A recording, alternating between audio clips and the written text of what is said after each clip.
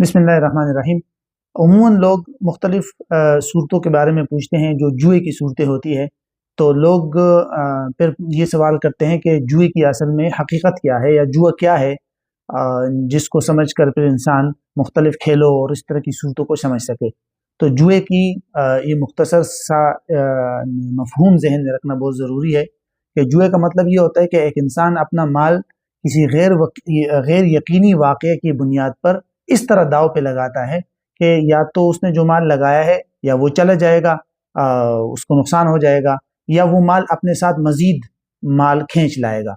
और जिस गैर यकीनी वाक़े की बुनियाद पर ये माल दाव पर लगा है, उस गैर यकीनी वाक़े के अंदर भी दोनों एहतिमालात या दोनों ऑप्शन मौजूद हो कि वो वाक़या या तो वजूद में आ सकता है या नहीं आ सकता, या उसमें एक जिहत होगी या दूसरी जिहत होगी।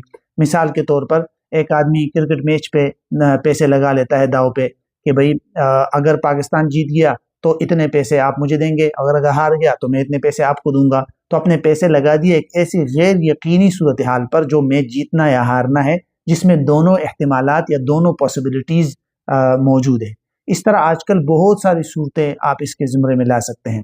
मिसाल के तौर पर लॉटरी है, आपने कोई टिकट ख़रीदा, कोई कूपन ख़रीदा, कुछ भी, और पैसे आपने लगा दिए। अब वहाँ दोनों पॉसिबिलिटीज़ है। मुमकिन है आपका नाम कुरानदाजी में निकल आए तो आपने जितने पैसों का टिकट वगैरह ख़रीदा है वो अपने साथ मज़ीद पैसे खींच लाएगा, और अगर आपका नाम नहीं निकला तो जितने पैसों में आपने टिकट या कूपन ख़रीदा है वो पैसे भी आपके ज़ाया।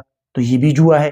इस तरह इसकी जितनी भी शक्लें हैं, ख्वाह कोई खेल पर आप इस तरह के पैसे दाव पे लगा दे, या खेल के अलावा लॉटरी है, या कोई भी इस तरह की जो चीज़ें हैं, तो ये सारी की सारी जुए में आती है।